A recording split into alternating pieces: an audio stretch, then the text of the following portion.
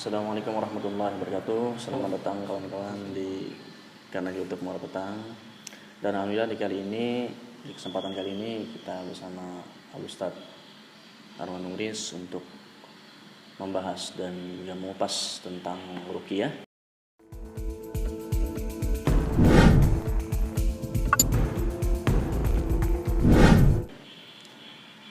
Dan tidak berlama-lama, Ustadz, untuk awalan, bagaimana sih Ustaz sejarah dari ruqyah tersebut, selain pandang dari ruqyah dan juga pelopor-pelopor dalam dunia ruqyah? Ya. Bismillahirrahmanirrahim. Assalamualaikum warahmatullahi wabarakatuh. Waalaikumsalam warahmatullahi wabarakatuh. Alhamdulillah wassalatu wassalamu ala Rasulillah Muhammad bin Abdullah wa ala alihi wa sahbihi wa man tabi'ahu ila yaumil qiyamah. Kalau kita selayang panjang tentang masalah ruqyah. Ruqyah ini sebenarnya dikenal sebelum pra-Islam sudah ada, masa jahiliyah ada. Makanya di dalam Islam disebutkan bahwa ruqyah itu terbagi dua secara globalnya, yaitu ruqyah syariah dengan ruqyah syirkiyah. Syariah berarti ruqyah dengan syariat Islam. Karena itu dikenal setelah Rasulullah SAW awalan.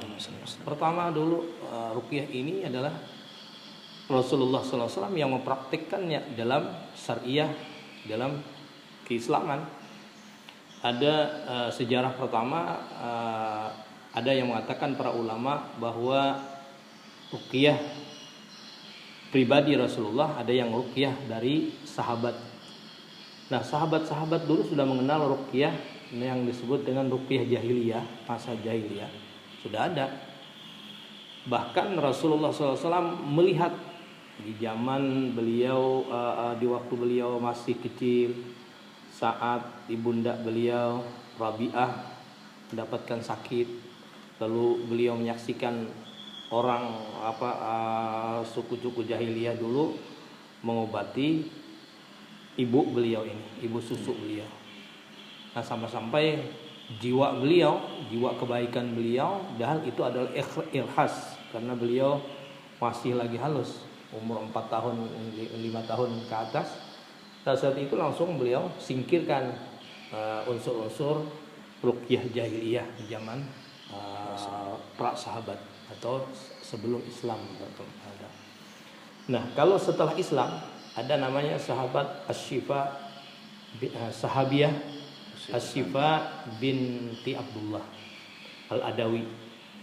Nah, ini beliau ini adalah orang yang seorang wanita yang mempelajari ruqyah jahiliyah, zaman jahiliyah beliau. Tetapi setelah beliau mengenal Islam, sedangkan orang banyak menuntut beliau untuk mintakan ruqyah. Nah, setelah beliau Islam, setelah beliau masuk Islam, izin dengan Rasulullah, wahai Rasulullah, ini ada orang minta ruqyah.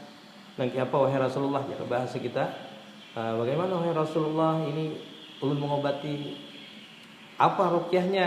Ya Rasulullah, kan ini gunakan dengan secara Islam, bacaan-bacaan untuk kembali kepada Allah Subhanahu wa taala. Itulah ringkasnya. Janganlah menggunakan ruqyah nang secara jahiliyah atau syirkiyah.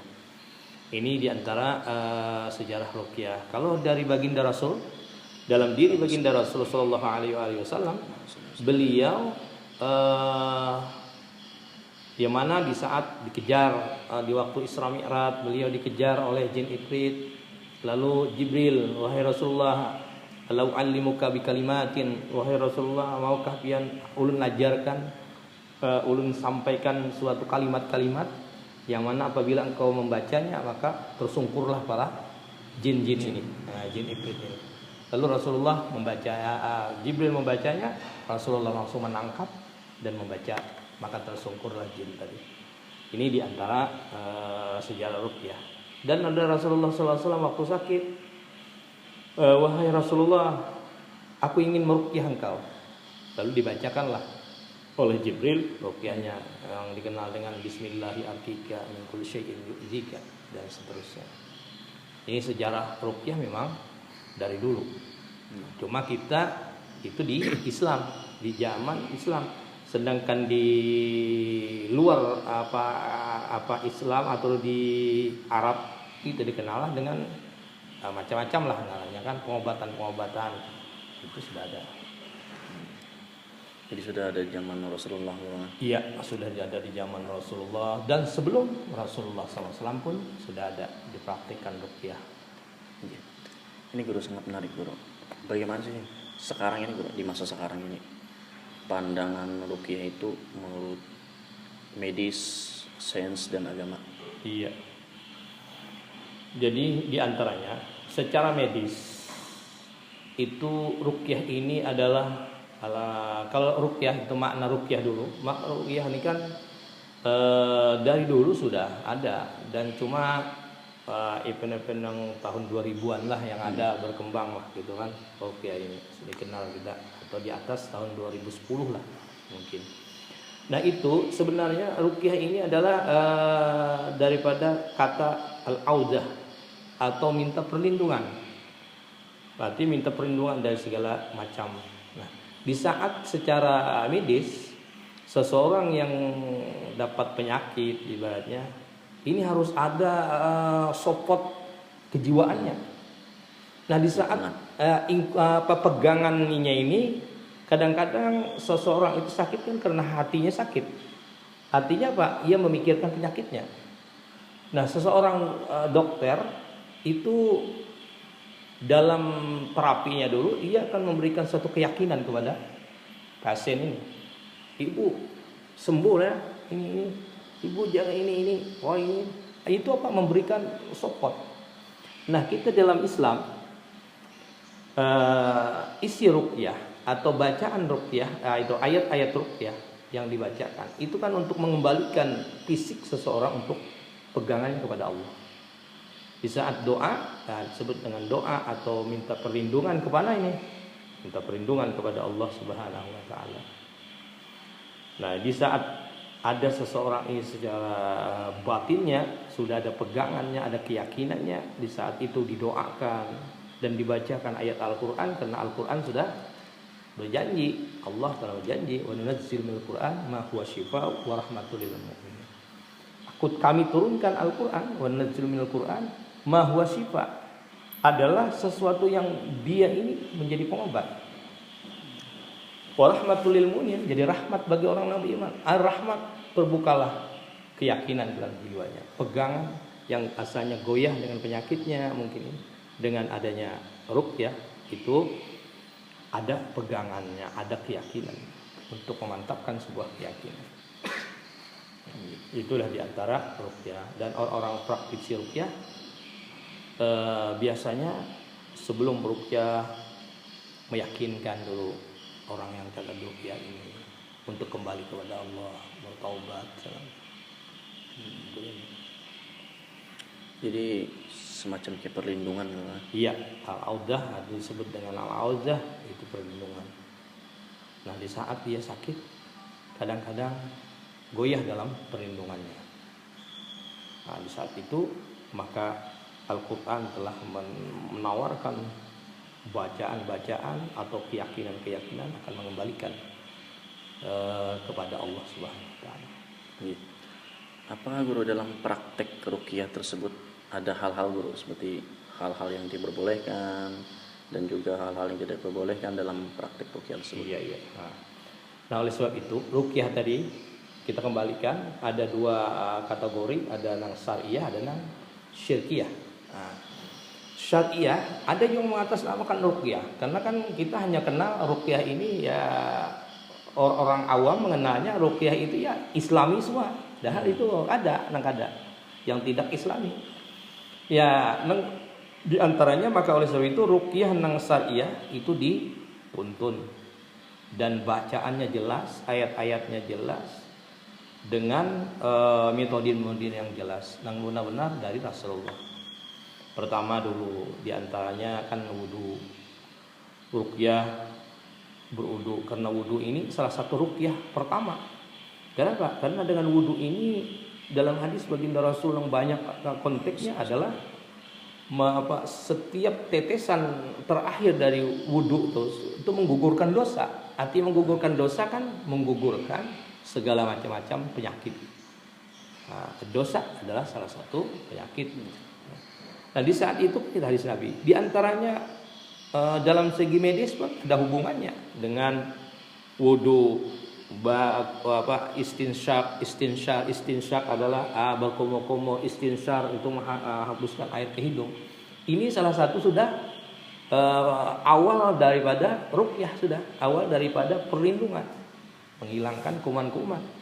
Nah, dalam segi Islam itu menggugurkan dosa. Dosa adalah penyakit. Nah, itu dia. Yang kedua lagi setelah wudu, diantaranya menghadap kiblat, istighfar, berarti mengembalikan segala sesuatu itu kepada Allah Subhanahu wa taala. Di antaranya lagi menutup aurat. Khususnya bagi mereka yang kena sihir atau yang kena jin lah, gitu kan, gangguan jin, sesuatu yang kena gangguan jin itu harus menutup aurat. Karena kebanyakan kalau yang bukan syariah, artinya yang ada buju-buju ruqyah syariah, pengobatan syariah, ini kadang-kadang kan dibaringkan atau diantaranya yang wanitanya terbuka auratnya, rambutnya terbuka. Dalam sejarah syariah itu kada boleh. Di saat itulah jin-jin atau setan mempermainkan, bukan tapi menjerumuskan sebenarnya. Ini tidak diperbolehkan. Atau menggunakan segala sesuatu yang di luar Islam. Ya, cara Islam. Apa di kita kembali ke zaman sekarang ya, apakah ruqyah ini menjadi semacam perdebatan bahwa ruqyah ini sebenarnya apa namanya, ada yang diperbolehkan dari kalangan ini, kalangan itu. Adakah ada perdebatan? Memang ada perdebatan. Di antaranya ruqyah syariah pun terbagi dua lagi. Nah, kenapa bisa terbagi dua? Karena ada ruqyah syariah yang disebut dengan Ahlus Sunnah wal Jamaah, atau yang disebut dengan aswaja lah. Ya, ini ada kita kenal Ahlus Sunnah wal Jamaah. Ada yang ruqyah metode salafi. Nah, kalau kita aswaja ini, para kiai-kiai Nusantara itu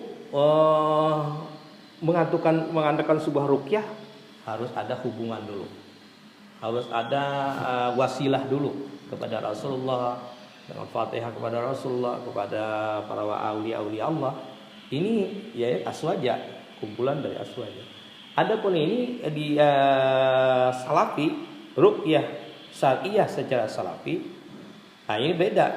Dia kalau menggunakan itu balah ini kada boleh. Nah, secara tawasul dulu kada boleh. Ini ada perbedaan di sini. Nah, maka oleh sebab itu tujuannya sama. Tujuannya semuanya di sini sunnah Rasulullah ada, di sini ada pegangannya juga. Yang disebut dengan kitab-kitabnya, kitab para ulama, disebut dengan kitab Tibbin Nabawi. Ini kan dari Ibnu Jauzi. Nah, ada lagi dari kitab ad-du'a ruqyah yang disusun oleh para ulama aswaja banyak. Di antaranya Babul Faraj Sayyid Alwi Al-Maliki. Ada lagi ruqyah ad-du'a wal ruqyah, atau doa dan ruqyah, kumpulan doa-doa dan ruqyah, jam'ud ad-da'wat dan sebagainya. Ini dari ulama-ulama Ahlus Sunnah wal Jamaah menggunakan ayat Al-Quran dan hadis Rasulullah. Tapi sebelumnya ada tawasul. Jadi ini perbedaan di sini aja. Yang ada pertentangan sebenarnya ruqyah, yang ada pertentangan yang mengatasnamakan ruqyah. Artinya dia ini membuka praktisi ruqyah, mengatasnamakan ruqyah Islami dengan pakaian dia, pakaian ulama. Tapi dari segi bacaannya banyak yang salah. Nah, itu ada maksudnya apa? Mengatasnamakan banyak juga. Akhirnya terjadilah perdebatan, terjadilah gesekan. Kenapa? Karena mengatasnamakan. Kalau seandainya memang itu menggunakan metode, jangan digunakan atas nama ruqyah. Ya, mungkin mungkin atau dengan nama apa gitu kan, ilmu Kedoknya ini ya gitu kan ya. Iya. Jadi guru tadi kan ada mengucap bahwa ruqyah ini secara batin memang gangguan jin gitu. Iya ya. Apakah ada guru ruqyah ini kayak semacam penyakit selain daripada batin atau gangguan jin Iya, yang bisa, dan apakah dalam praktek ruqyah ini ada efek samping gitu? Iya. Jadi efek yang pertama didapati oleh orang yang ruqyah ini ada dua. Ada dua lagi. Ada yang ruqyah sadar bahwa dirinya ini ingin diruqyah, ada yang dia kadang takut dengan ruqyah dan kadang mau dia ruqyah. Ada. Nah, dua ini beda. Kenapa? Karena kalau dia sadar bahwa ini ada ingin mengobati dirinya dengan ayat-ayat Al-Qur'an, dengan doa-doa, di saat dia ruqyah, ia akan siap, jiwanya akan siap. Sehingga di saat siap itu, maka penyakit yang ada di badannya, di awaknya keluar. Kadang-kadang muntah, kadang-kadang mungkin ada berontak segala macam. Karena ia merasa menyadari memang ada gangguan dalam dirinya. Nah, efek sampingnya dia akan kelelahan dulu. Efek sampingnya kelelahan, dan ini bagi ruqyah yang orang ruqyah yang ada metode soft, ada metode dengan strong ya bahasa anunya. Artinya ada yang lembut, ada yang keras. Yang keras ini dipaksa ini untuk dibersihkan, sehingga akhirnya efek sampingnya ada kelelahan, kadang-kadang pingsan dan sebagainya. Tapi ada lagi metode soft. Metode soft ini, nah ini yang aku suka, yang kita sukai gini, artinya diberi banyu dulu untuk melembutkan ya. Setelah diberi banyu doa-doa dulu. Kalau memang ada gangguan di situ, sudah itu setelahnya ada merasa tenang segala macam, barulah kita ruqyah. Sehingga akhirnya ada berpaksaan, tidak ada efek yang memberatkan. Dan kadang-kadang di saat dia sudah kesakitan, kita tegur dulu. Yaitu yang kayak ibaratnya secara fisiknya, secara johirnya. Nah, ini kita stop dulu, kita istirahat, kita beri tempo beberapa hari. Kalau seandainya beberapa hari, maka kita akan menggunakan kekerasan. Artinya kekerasan kita paksa untuk keluar kalau memang itu terkena gangguan jin. Dan ada yang penyakit. Yang penyakit secara medis sudah diobati gini, ternyata belum. Nah, kita dengan doa-doa. Itu doa pertama, yaitu doa makhluk ya, salah satunya adalah ibadah. Di saat berdoa artinya ada pegangan untuk meminta kepada Allah. Nah, pada saat itu fisik seseorang ada keyakinan. Di saatnya lemah, merasa putus asa sudah berobat, dan kita doakan. Dengan doa itu membesarkan hatinya. Itu diantaranya. Jadi ada yang gangguan jin, ada juga yang secara fisik. Contoh kayak orang yang kena kalajengking kan disangat kala, disangat digigit ular, itu kan sebenarnya fisik kan, ada gangguan jin. Tetapi di saat dibawa, diobati atau dibacakan ayat-ayat doa-doa, di saat itu apa? Menetrakan. Nah, di antaranya dalam riwayat sahabat Rasulullah dalam perjalanan peperangan, di saat itu sahabat ini jalan ke kampung-kampung lah. Di saat berjalan di kampung, terdapatlah prasuku ini dalam keadaan sedih.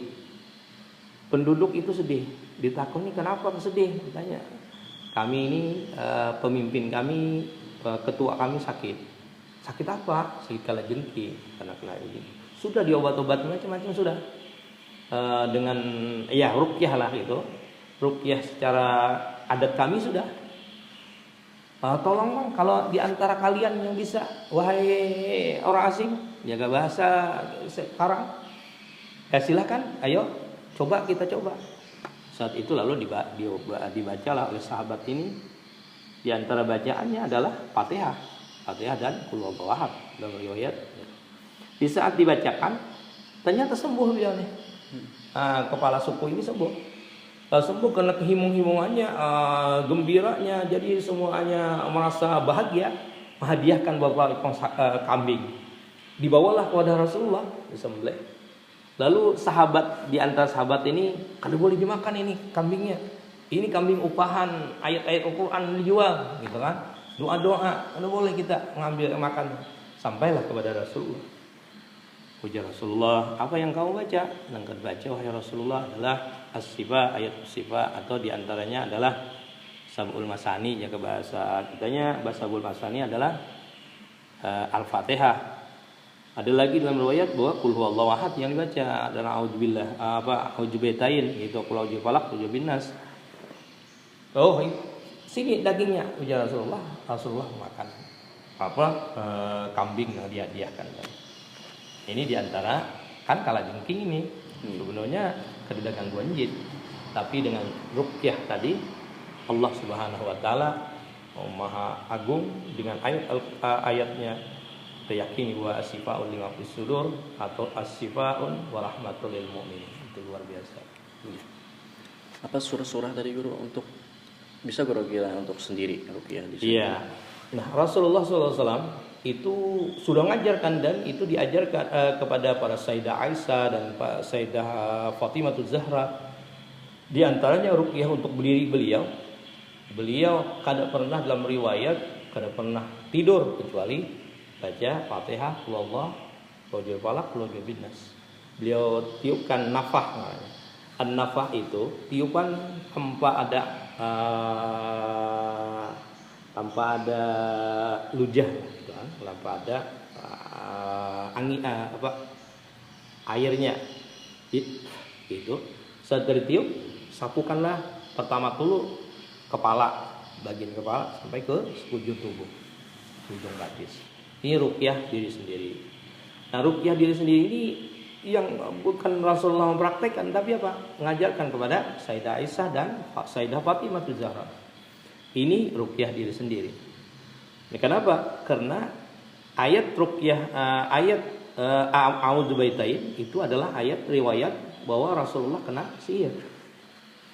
Nah, Allah Subhanahu wa taala Maha Kuasa, dan karena Rasulullah adalah uswatun hasanah sebagai contoh kalau dalam segi tauhid, itu Rasulullah adalah kekasih Allah, karena mungkin kena Rasulullah dijaga oleh Allah para malaikat. Tapi kenapa Rasulullah kena? Nah, karena ini adalah uswah bagi kita, teladan bagi kita. Itu adalah sebagai contoh. Rasulullah kena di saat itu datanglah Jibril bahwa Allah telah menurunkan dua ayat ini, yaitu Qul a'udzu falaq dan Qul a'udzu binnas. Itu a'udzubillahin, dua ayat yang ada a'udzunya. Nah, a'udzu tadi kan asal kata daripada ruqyah. Nah, hubungan dari ruqyah, arti perlindungan. Dua ayat, dua surah perlindungan. Di saat itu Rasulullah mendapatkan ini, ayat ini lalu dibaca dan diperintahkan Sayyidina Ali untuk datang ke sebuah sumur. Ditunjukkan Rasulullah sumurnya di sini, ambil itu buhul-buhul. Yang ada di sana diikat, sihir yang diikat, kayu yang diikat, dan ditemukan oleh Sayyidina Ali dan dilepaskanlah. Ternyata bagian buhul tadi putus-putus setelah dibacakan oleh Rasulullah Qul a'udzu falaq atau al-falaq dan an-nas. Di pian guru menyebutkan bahwa metode itu ada yang soft, iya, ada yang strong. Iya. Artinya ada yang lembut, ada yang kuat. Iya, iya.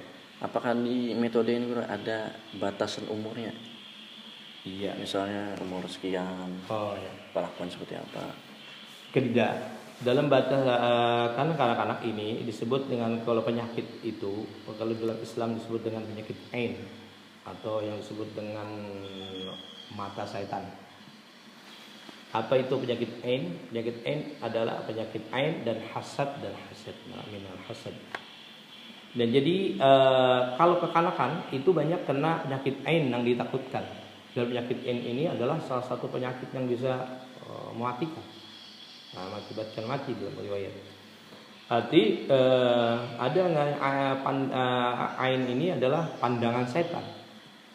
Artinya kadang-kadang seseorang melihat seorang bayi di saat itu ia memandang, dan pada saat pandangannya itu setan pun mengumpati. Terjadilah ain.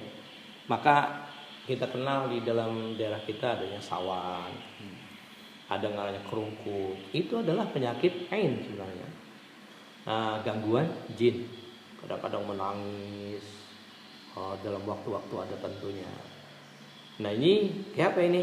Penyakit seperti ini, yaitu dengan soft tadi, dan kelembutan dulu dengan metode Rasulullah, dengan bacaan ayat-ayat ruqyah yang dasar tadi, Fatihah, Qul huwallahu ahad, falaq, Qul a'udzu binnas. Setelah itu ayat kursi.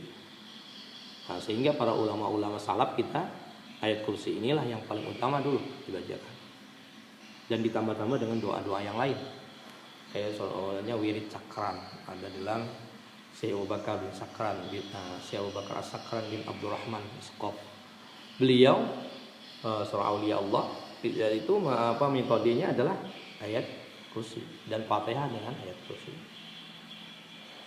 Ini kalau soft tadi. Dan orang dewasa bisa dengan soft di saat dia merasa takut di waktu diruqyah. Kan kadang melihat metode yang ada yang macam-macam ini, ada perasaan takutnya. Dan saat itu kita berikan pengertian, ini kita adalah ruqyahnya dengan deteksi dulu, jaga bahasa kita deteksi dulu lah.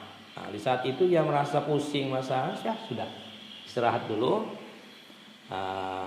Di saat itu kita memberikan waktu tempo ini untuk siapa? Sebenarnya untuk sesuatu yang ada gangguan dalam jiwanya. Insya Allah kita istirahat dulu. Kita lanjutkan mungkin besok atau apa hari. Mudah-mudahan apa yang ada dalam tubuh pian ini bisa keluar, gitu kan? Dia merasa kalau memang ada memang unsur yang dia merasa takut. Apalagi ada lagi metode lainnya, ini ada di antaranya metode wahai jin yang berada yang memudaratkan seseorang yang ada dalam tubuhnya, maka keluarlah. Maka kami beri tempo, kalau tidak maka kami akan sumpah dengan sumpahnya Nabi Sulaiman. Itu bisa. Artinya gertakan untuk suatu shock terapi bagi jiwa. Ini Guru satu pertanyaan penutup Guru. Ya. Apa mungkin dari Pian, pandangan Pian, apa hal paling menarik menurut Pian dalam dunia ruqyah yang Pian rasakan? Di saat kita ruqyah itu jangan sampai ada keyakinan bahwa diri kita yang atau ayat itu yang memberikan manfaat atau ayat itulah yang mengobati, bukan kita, tapi apa? Allah Subhanahu wa taala. Nah, yang jadi penarik bagi kita di saat kita ruqyah, artinya membuktikan kepada umat inilah ayat-ayat Al-Qur'an adalah sebagai mukjizat yang Allah turunkan untuk syifaa'ul lima bisudur atau rahmat bagi hamba-hambanya, bagi umatnya. Maka di saat itu bagi kita, support bagi kita, inilah ayat Al-Quran. Nah itu diantaranya itu. Yang kedua, pegangan kita, orang yang setiap orang bisa ruqyah. Makanya ada ruqyah diri sendiri, diajarkan oleh Rasulullah. Yang pertama dulu kita harus keyakinan kita, tauhid kita kepada Allah lebih kuat. Itu dikuatkan dulu. Maka oleh sebab itu yang menarik bagi kita dalam ruqyah ini adalah bahwa menguatkan ketauhidan kita. Yang sifat 7 yaitu qudrat, iradat, ilmu, hayat, sama, basar, kalam. Ini adalah Allah yang maha kuasa, tapi Allah andak di tubuh kita. Qudrat dan iradat kita, kekuatan kita hanya Allah yang maha kuasa segalanya. Iradat kita, keinginan kita supaya seseorang itu sembuh atau diri kita supaya sembuh, tapi ada yang lebih menghendaki, yaitu Allah. Dan di saat itu kita memohon kepada yang maha berkehendak untuk kita merasa berobat. Jadi ya itu ketauhidan kita dengan ruqyah ini kembali kepada tauhid. Cuma bagi diri kita, ruqyah itu bukanlah sebagai jaga kita nih praktisi, memang dihususkan bukan. Tapi apa? Sambil lalu gini. Kenapa? Karena di saat orang ingin diruqyah, kita ruqyah. Kalau memang tidak kita paksakan. Bukan sebuah tujuan kita. Karena itulah sifatnya para kiai-kiai dan guru-guru kita di Aswaja. Mereka para guru-guru kita kadang mempraktisikan, ada mengkhususkan diri sini untuk sebagai praktisi ruqyah atau kelompok yang mendirikan sebuah ruqyah secara khusus ada. Nah, kenapa? Karena kalau secara khusus karena jadi profesi lah ibaratnya kan. Nah, itu bukan tujuan dalam urusan Ahlussunnah wal Jamaah, tidak ada. Bagi kita, para kiai-kiai kita lah, para guru-guru kita kadang begitu. Ada orang yang minta doa, ada orang yang minta ruqyahkan, kita ruqyahkan. Kalaunya bukan tujuan itu. Tujuan kita adalah untuk mengenalkan kepada Allah. Alhamdulillah kawan-kawan, dengan pertanyaan terakhir guru, Iya. maka berakhir pula bahasan kita tentang ruqyah. Mudah-mudahan kawan-kawan dapatkan ibroh daripada hasil bahasan malam ini guru. Iya. Dan mohon maaf apabila ada salah perkataan dalam bahasan ini. Ulun pribadi dan Ustadz Anwar Nuris mohon pamit. Assalamualaikum warahmatullahi wabarakatuh. Waalaikumsalam warahmatullahi wabarakatuh.